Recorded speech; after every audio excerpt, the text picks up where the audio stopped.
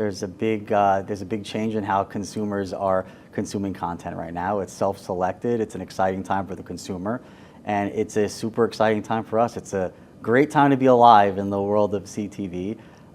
We are looking at a world now where we can recreate what traditional TV always had the monopoly on: quick, immediate reach, efficiency of reach. And now we're finally getting to that point where we can recreate that in a much smarter way. So the legacy efficiency of that traditional channel, being able to hit a lot of people, hit them efficiency, and all of that, that spill that we got, that we always said it was excess, but we always knew it was worth something, we can essentially create that now, but with just more organized, layered audience strategies, so we can literally achieve the best of both worlds. And then when you're bringing in other signals outside of audience, qualitative signals, environmental signals, attention signals, and you start to play and work those together, then your opportunity for success just goes up multiples. And that's why for folks that are in this right now, and that's it's super exciting, we're super excited about it, because the opportunity to create like real outcome impact is humongous. Nick, would love to sort of explore some of those aspects, particularly signals. How is Zenith approaching contextual relevance in CTV as metadata brings more clarity and control, at least promises to? So we're very cued into metadata right now. I think we were at a point in our journey where we were first more concerned with achieving critical scale in CTV, making sure that we could have create our supply waterfall correctly so we can pretty much make that sandbox as big as possible and make sure we're not losing anything, and first being able to achieve scale and access, and then being able to start appending, say, first-party audiences, for example, and still be able to achieve that scale and that efficiency. So now that we start to get to the phase of that being successful, then we go into the more fun part, which is starting to append metadata, and it's allowing us to be more selective while still not losing that scale and not creating a negative cost proposition and being more targeted. And that's why we're at this phase now where all of our testing and learning is really around that right now. We're learning some really great things about how we can like really move the needle and drive outcome when we're bringing some of those things together. In addition to the work that we're doing making our audience strategies more sophisticated as well. Nick, in terms of that testing phase, do you see metadata as emerging as a new planning and measurement currency? Is it just something being rediscovered? What's the state of metadata right now?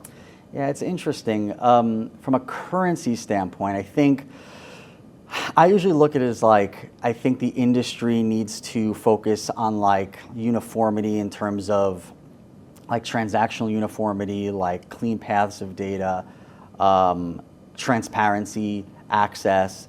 I think that's where we want to see some consistency, and just making sure on the buy side, like we can get access to the impressions and all the signal that we need.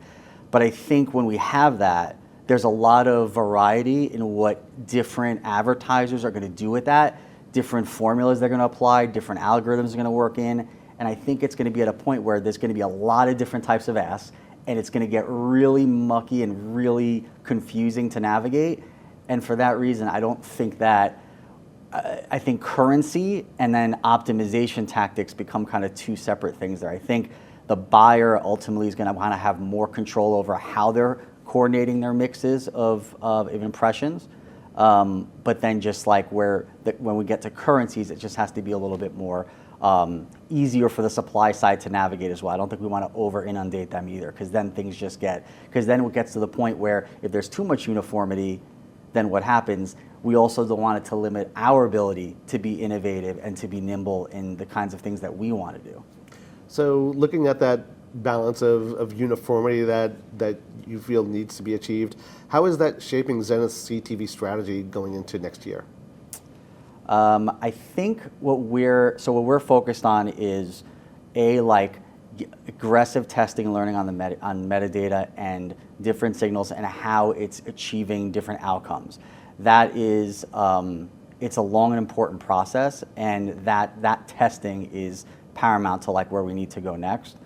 I also think the other big thing we're going to be focused on is how CTV is looked at just as a channel. I think where it's gotten a little bit pigeonholed over the last few years is CTV as the upper funnel, like next gen TV, which is great, which is true, but based on the way that we're able to transact and optimize within CTV and the different things that we can do and the different jobs that can be done there, we don't have to look at it just as an upper funnel metric anymore.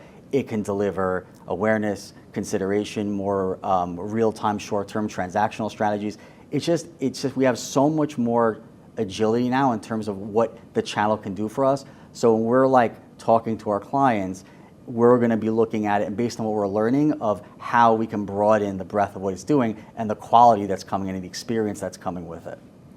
So with all that in mind, what do you feel the potential is for AI and predictive content signals in terms of making CTV buying more efficient and more aligned to mindset, which is also such a huge area that marketers are trying to nail down, and ultimately more effective for Zenith's clients?